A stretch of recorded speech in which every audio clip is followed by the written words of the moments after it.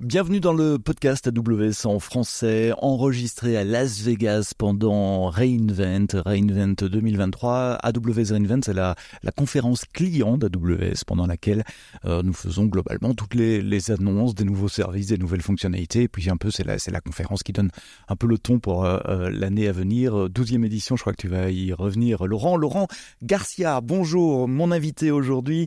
Tu es directeur des ventes Europe du Sud chez Cohesity, tu es aussi l'auteur d'un podcast, et j'ai toujours plaisir d'accueillir mes collègues podcasteurs qui s'appelle Cloud Community Europe, et je vous mets les liens évidemment dans les notes du podcast. On sort de la keynote de Werner Vogels. Werner Vogels, c'est le CTO hollandais d'origine d'Amazon, du groupe Amazon, pas rien que d'AWS, et traditionnellement il fait une keynote plutôt geeky, plutôt technique, avec des références culturelles à Matrix notamment, le film. Le jeudi matin, c'est son temps de scène. Tu étais dans la salle devant Werner, t'en penses quoi de cette keynote ?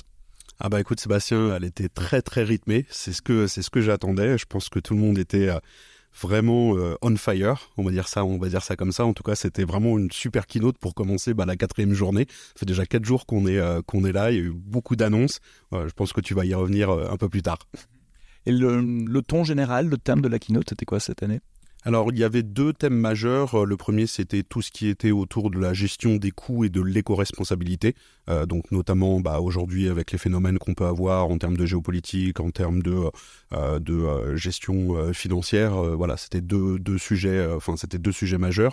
L'autre étant plutôt son approche geek, comme tu le disais, de Werner, qui était sur la frugalité en tant qu'architecte. Je reviens sur la première d'abord. Il a dit une phrase qui est évidente quand il l'a dit, mais on la formule pas nécessairement comme ça. Le coût fait partie des requirements non-functionnels d'une application. Il y a les requirements fonctionnels, il faut que l'application fasse ça. Il y a les non-functionnels, il faut qu'elle soit hautement disponible, sécurisée, etc. Et il incite vraiment les développeurs, les builders à factoriser le coût dès le départ dans le design. Et ça, c'est nouveau par rapport aux approches traditionnelles on-prem. Ouais, ça c'est bien vrai. Et d'ailleurs, ce qui était drôle, c'est qu'il a remontré une slide qu'il a utilisée en 2012, donc il y a maintenant 11 ans, au moment d'un des re:Invent, où effectivement, dès le début, l'architecte et la manière de concevoir le système, on doit intégrer cette notion de coût finalement par défaut ou dans le design. Ça c'est vraiment un point important. Voilà. Et le deuxième aspect, c'était le frugal architect. Qu'est-ce qu'il entend par là ? Alors en fait, je vous invite aussi à pouvoir télécharger, ou c'est disponible sur Internet. C'est grosso modo un concept qui arrive avec 3 faces. La première, c'est tout ce qui va être le design. La deuxième, c'est comment on va mesurer les impacts. Et surtout, la troisième, c'est comment on va optimiser finalement en continu toute l'application, tous les services. C'est l'approche un peu FinOps aussi de dire il faut visibiliser, donc il faut rendre les coûts visibles pour les architectes, pour tout le monde, avoir des dashboards et après itérer sur ces coûts de manière à optimiser son architecture. La visibilité, l'observabilité, c'était un des grands thèmes aussi d'une partie de la keynote. Quels sont les services ou les nouveautés que tu as accrochées à ce niveau-là ? Alors, il y en a plusieurs. Je crois que ma préférée de loin, c'est My Applications. C'est justement toujours dans cette logique de coût, d'éco-responsabilité. C'est vraiment d'avoir une vue finalement hélicoptère de l'ensemble de ces services AWS, notamment en termes de coûts, en termes de facturation, justement pour permettre cette optimisation. Donc ça, pour moi, c'est vraiment quelque chose de majeur. Et d'ailleurs, quelque chose qui m'a vraiment bluffé, c'est une photo prise de l'ensemble des services Amazon.com. Donc les services qui sont déjà chez vous, avec des dizaines de milliers, des millions de microservices qui tournent, et ça c'est bluffant. Oui, c'est une grande étoile, hein. C'est plein de petits points qui sont reliés entre eux pour montrer les dépendances entre les microservices. C'était assez impressionnant. Je reviens sur My Application, donc c'est une nouvelle page dans la console AWS où pour la première fois en 17 ans que le cloud AWS existe, vous avez une vue par application. Jusqu'à présent, vous y avez une vue de vos coûts, de vos métriques au niveau d'un compte, éventuellement au niveau d'une région, etc. Mais là, vous avez cette nouvelle unité d'agrégation qui est l'application que vous devez définir vous-même. Voilà, mon application, elle s'appelle ABC, machin. Et vous allez manuellement dire, voilà, voici les ressources qu'utilise mon application. C'est ce bucket S3, c'est ce load balancer, c'est ce cluster, etc. Et la console regroupe toutes les métriques de cette application et vous voyez directement le coût de cette application-là, à travers l'ensemble des services qu'elle consomme, et les métriques de performance, enfin les autres métriques que vous définissez. Donc c'est vraiment un nouveau concept de container, sans parler container, cluster, Docker, etc., mais d'agrégation de services pour rendre les données plus visibles, ce qui sera très très utile pour les gens qui sont en FinOps notamment, pour visibiliser les coûts d'une application. En observabilité, il a parlé aussi de CloudWatch Application. C'est pas exactement la même chose. CloudWatch Application, c'est un nouveau service qui va permettre d'observer, de faire des drill down de métriques de vos applications aussi dans CloudWatch. En gros, vous le pointez dans l'exemple qu'on donne dans le blog post à un cluster EKS. Il va découvrir les dépendances, les microservices, les autres services utilisés et va aussi créer un dashboard de visibilité, d'agrégation des métriques de l'ensemble des microservices attachés à ce cluster-là, avec la possibilité de faire des drill down. Tiens, tel microservice sur telle URL, il a 2000 millisecondes, 2 secondes de latence. Pourquoi? On clique et on fait un drill down pour essayer de comprendre jusqu'à la base de données d'où ça vient. Tout ça sans code additionnel. Il ne faut pas augmenter, instrumentaliser votre code. Il le fait par la discoverability de ce qui existe déjà. Donc si certains microservices utilisent X-Ray, il va prendre X-Ray. Pour d'autres, il va aller prendre des logs qui sont dans CloudWatch Log, etc. Ça a l'air un peu magique. Je ferme mes tabs dans mon navigateur au fur et à mesure qu'on parle des sujets. What's next? Le suivant.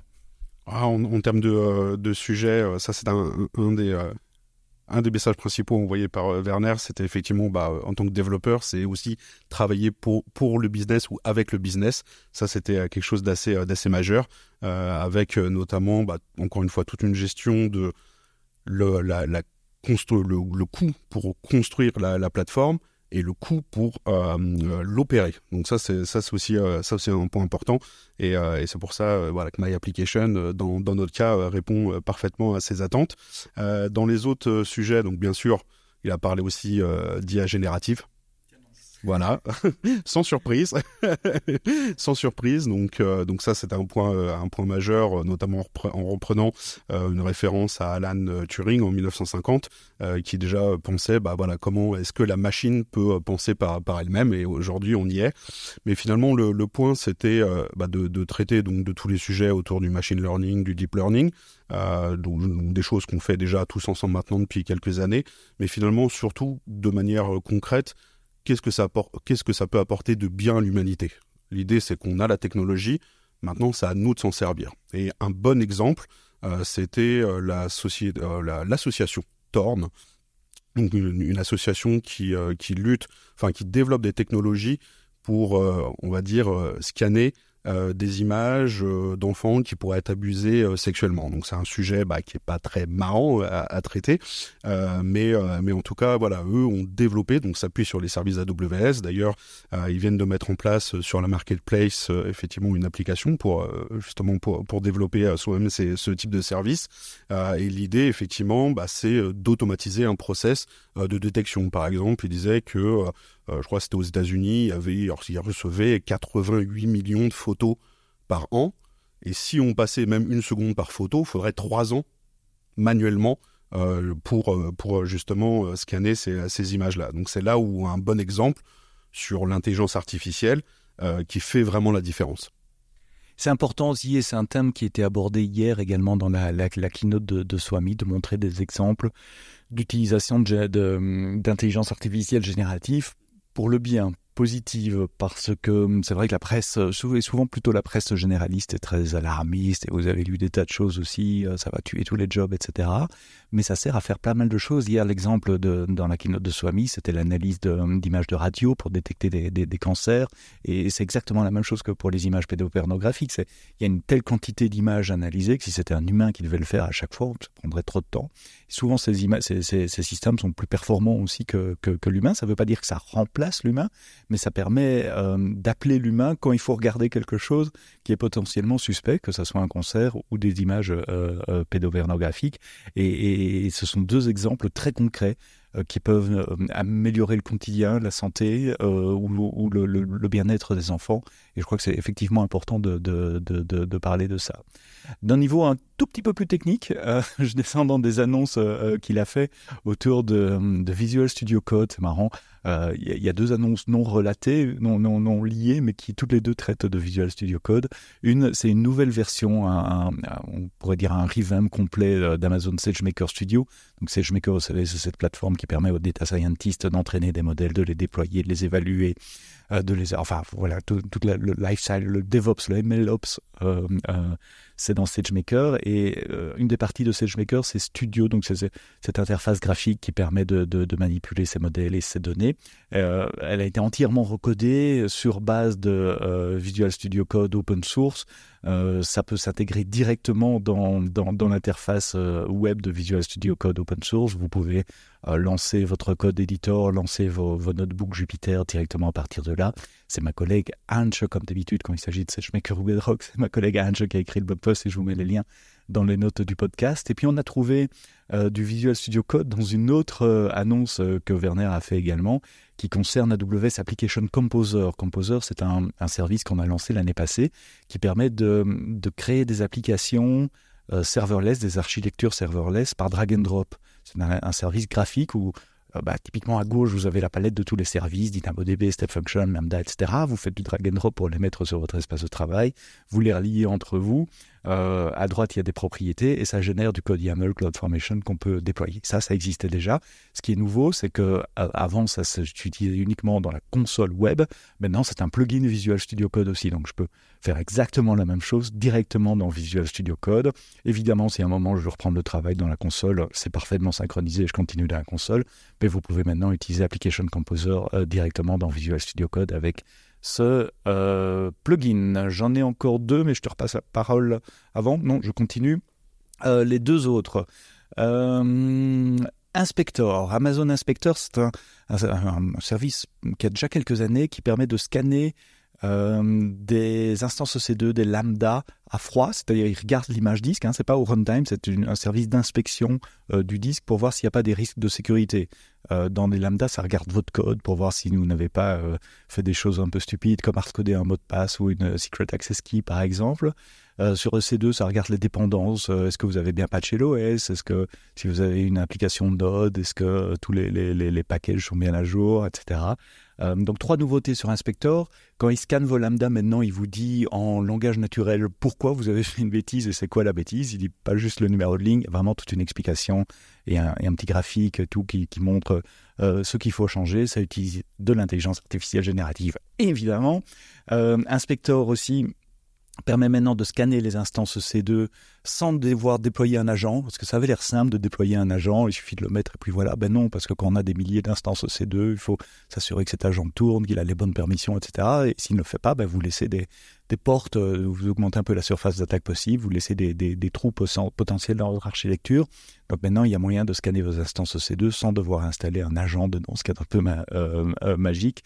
Mais qui est très très pratique. Et puis le troisième, celui que moi je préfère parce que je fais beaucoup de CI/CD, c'est la possibilité. Il y a une API maintenant pour pouvoir scanner des containers.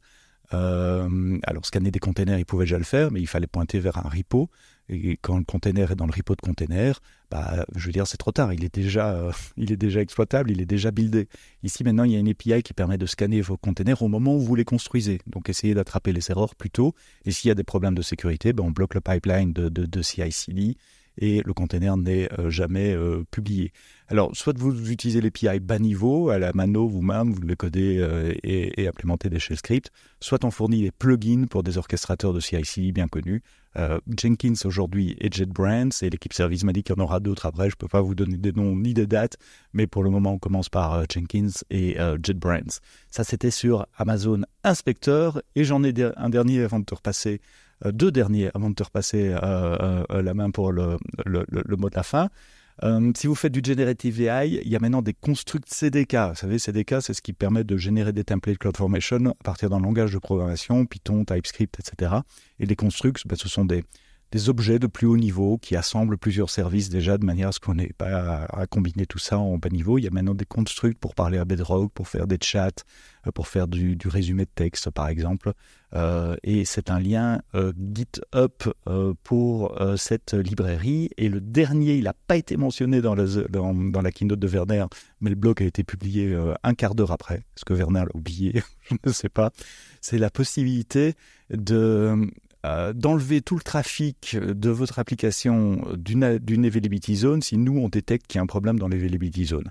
Donc, vous pouviez déjà, avec une fonction qui s'appelle Zonal Shift, Manual Zonal Shift, vous pouviez déjà configurer des load balancers et le DNS pour dire, pour le moment, je n'utilise plus l'availability zone 1 et j'envoie tout mon trafic sur la 2 et la 3, ou la B et la C pour parler plutôt en termes AWS. Maintenant, on va le faire automatiquement. C'est-à-dire, si nous, avec nos métriques internes, on détecte qu'une zone de disponibilité n'est pas disponible, un problème temporaire, pour les applications que vous avez sélectionnées et uniquement pour les applications que vous avez sélectionnées, on va automatiquement enlever le trafic vers cette zone de disponibilité et puis le remettre quand la zone de disponibilité sera de nouveau disponible. Je vous laisse lire les détails dans le blog post que nous avons publié. 4 jours de reInvent, des cernes sous les yeux, comme tout le monde. Quelle est ton impression générale sur la keynote de ce matin, mais aussi sur reInvent en général? Écoute, c'est ma 3e participation cette année, et si je dois résumer, reInvent n'a jamais aussi bien porté son nom.